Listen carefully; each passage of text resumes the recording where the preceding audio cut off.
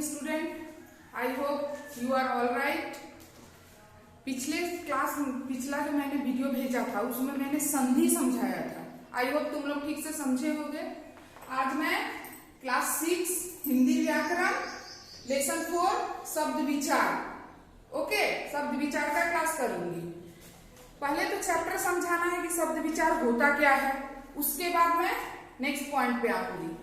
तो ऊपर में तुम लोग बुक खोल के एक बार देखो, ऊपर में दिया हुआ है दादी माँ ने कहा आज चाय वाय कुछ मिलेगी या नहीं। ठीक है, तो इस लाइन में सार्थक शब्द के दो रूप होते हैं, सार्थक और निरर्थक। सार्थक मतलब जिसका कोई अर्थ निकले, निरर्थक माने कोई भी अर्थ नहीं निकलता है, लेकिन हाँ फिर भी हम लोग बोलते हैं, यूज करते हैं। तो जैसे कि यहाँ पे दिया है, इस वाक्य में चाय सार्थक और वाय निरर्थक शब्द है, दोनों वर्णों से मिलकर बने हैं। अब क्या सेंटेंस तो ठीक ही हम बोले ना, मैंने दादी जो हम बोले कि दादी माँ बोल रही है कि मुझे क्या चाय वाय मिलेगा, सेंटेंस सही है, लेकिन उसमें अब सार्थक और निरर्थक शब्द जुड़े हुए हैं। तो दोनों वर्णों से मिलकर बने हैं, लेकिन वाय शब्द का कोई अर्थ नहीं होने के कारण शब्द श्रेणी में नहीं आता है। ओके, अब आया व्याकरण के अंग, शब्द विचार के शब्दों के लक्षण, उसके प्रकार और निर्माण प्रक्रिया के नियम के बारे में जानकारी मिलती है। अब शब्द विचार से क्या होता है, व्याकरण में हमको किस तरह से वर्ड को यूज करना है, सही होगा, वो सब सिखाता है। तो देखो शब्द किसे कहते हैं, एक या एक से अधिक वर्णों के मेल से बना सार्थक ध्वनि, ध्वनि माने जो हम आवाज निकाल रहे हैं, शब्द कहलाता है। इसके 4 खंड है, जैसा कि तुम लोग देख रहे हो 4 खंड होते हैं। ओके, उत्पत्ति के आधार पे, दूसरा है रचना के आधार पे, तीसरा है प्रयोग के आधार पे, चौथा है अर्थ के आधार पे। ठीक है, अब है तुम्हारा पहला वाला जो है उत्पत्ति के आधार पे शब्द का कैसा कैसा रूप होता है, कैसे कैसे हम लोग यूज करते हैं। पहला है तत्सम शब्द, दूसरा है तद्भव शब्द, तीसरा है देशज शब्द और चौथा विदेशी।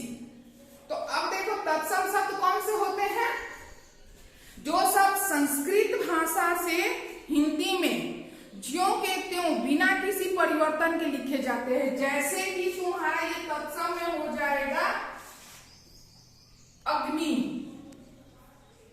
एक समझा दे रही हूं ताकि तुम लोग समझ जाओ अग्नि। अब अग्नि तुम लोग भी जानते हो कि हम लोग सेंटेंस में हिंदी बोलते हैं तो अग्नि शब्द का प्रयोग करते हैं।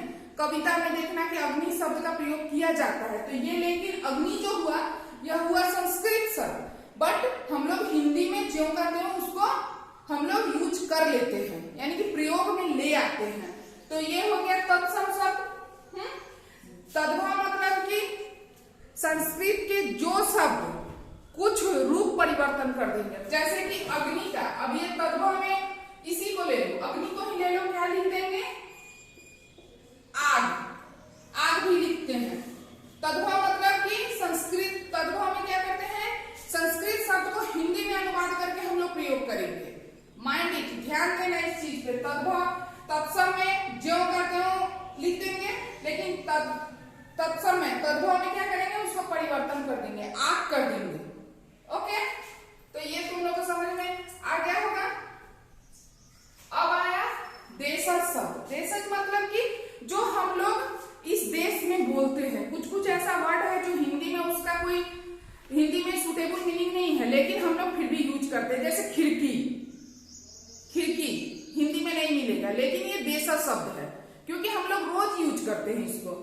वैसे ही विदेशी शब्द कुछ कुछ हैं, जैसे बस, बाहर से, ये लैंग्वेज फॉरेन लैंग्वेज है। रेल, स्कूल, स्कूल को तुम लोग भी जानते हो कि स्कूल को हिंदी में हम लोग विद्यालय बोलते हैं, लेकिन हम लोग क्या बोलते हैं अक्सर कि विद्यालय जा रहे हैं, नहीं, हम लोग बोलते हैं स्कूल जा रहे हैं।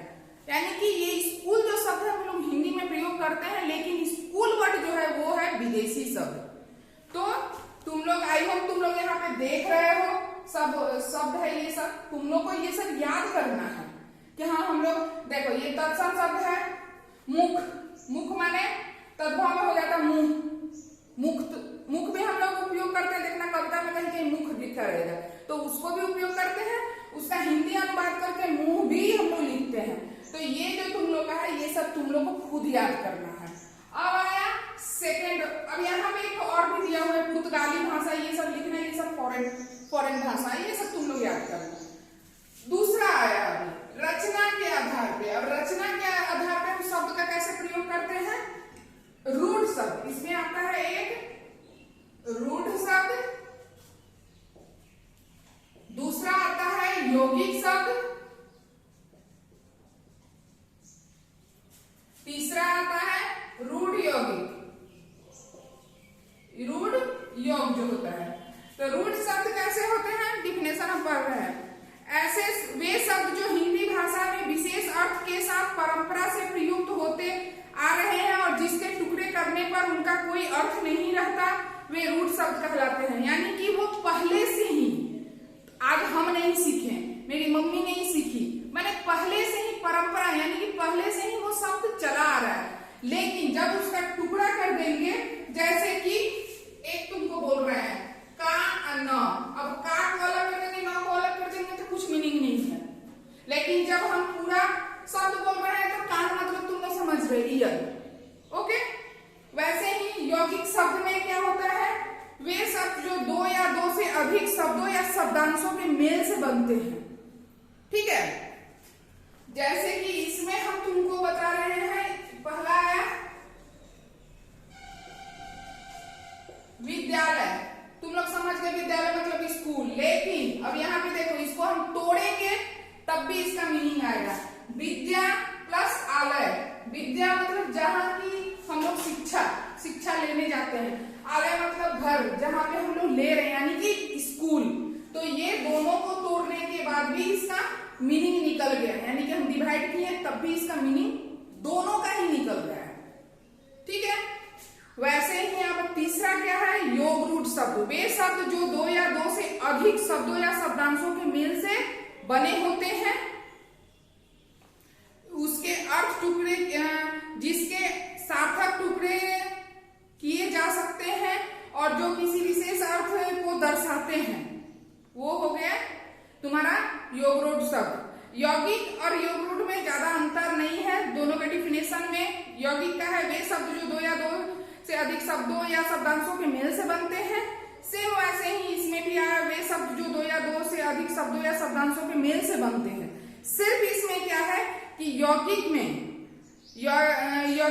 उसको टुकड़ा नहीं करेंगे और तुम्हारा योग रूढ़ में टुकड़ा कर देंगे। इसका मतलब ये है यौगिक में आ गया, ठीक है, और तुम्हारा योग रूढ़ में करेंगे जलद में होता है तुम लोग का पंकज, कमल।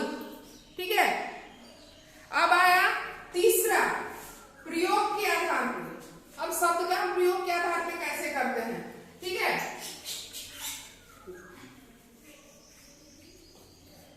प्रयोग क्या है? इसमें क्या है? विकारी और अविकारी। विकारी का मीनिंग होता है जहां पे संज्ञा, सर्वनाम, उसके बाद में संज्ञा, सर्वनाम, विशेषण और क्रिया, चार गो है विकारी शब्द। अब इसमें क्या होता है? वे शब्द जो लिंग, वचन, कारक, काल आदि के कारण बदल जाता है, उसका अर्थ में उसको हम बदलाव कर लेते हैं। जैसे लड़का लिखेंगे, एक से ज्यादा लड़का रहेगा तो लड़के लिखेंगे, उससे ज्यादा अगर झुंड हुआ तो लड़कों लिख देंगे। ठीक है, यानी कि लड़का क्या हुआ? जातिवाचक संज्ञा। अब जातिवाचक संज्ञा में लड़का का लड़के, वैसे ही लड़कों करते चले जाएंगे सेंटेंस के आधार पे। लेकिन अविकारी में क्या होता है? लिंग, वचन, कारक, काल कुछ भी परिवर्तन नहीं होगा। अब तुम पूछोगे कि अविकारी शब्द देखो दिख रहा है, क्रिया, विशेषण, संबंध बोधक, समुच्चय बोधक, विस्मयादि बोधक होता है। ओके, ये चार होते हैं। और यहाँ पे विकारी में भी चार होते हैं, संज्ञा, सर्वनाम, विशेषण और क्रिया। और यहाँ ये चार, इसमें परिवर्तन नहीं होगा, इसमें परिवर्तन होगा। ये तुम लोग को पूरा चैप्टर को अच्छे से केयरफुली अपने घर में पढ़ना है। ठीक है, अब आएगा चौथा, अर्थ के आधार पे। अर्थ के आधार पे क्या क्या है? प्रवाची, विलोम शब्द, समरूपी, भिन्नार्थक शब्द, यानी कि अर्थ उसका भिन्न हो जाएगा। एक अर्थी शब्द, अनेक अर्थी शब्द। अब देखो प्रवाची शब्द में तुम लोग जानते हो, जैसे जीभ, हम जीभ बोले, अब जीभ का और भी हम बोलते हैं, जैसे जिह्वा बोल देते हैं, देखो जबान बोलते हैं, सब जीभ को ही बोलते हैं, माने जीभ का इतना सारा नाम है। तो ये हुआ प्रवाची शब्द। यहाँ दिया हुआ है तुमको, बहुत सारा प्रवाची शब्द दिया है, ये सब तुम लोग को घर में प्रयोग करना है, तुम लोग को याद करना है। तो आई थिंक तुम लोग प्रवाची शब्द तक यहाँ दिया हुआ है। नेक्स्ट जब हम इसी के शब्द विचार का ही ये में आएंगे तो आएंगे विलोम शब्द में। तो आज का क्लास बस यहीं खत्म होता है। इसका एक्सरसाइज तुम लोग को घर में केयरफुली करना है, ऐसा कोई हार्ड चैप्टर नहीं है, और आई थिंक कि तुम लोग इसको जरूर समझे होगे। ठीक है, ओके, थैंक यू।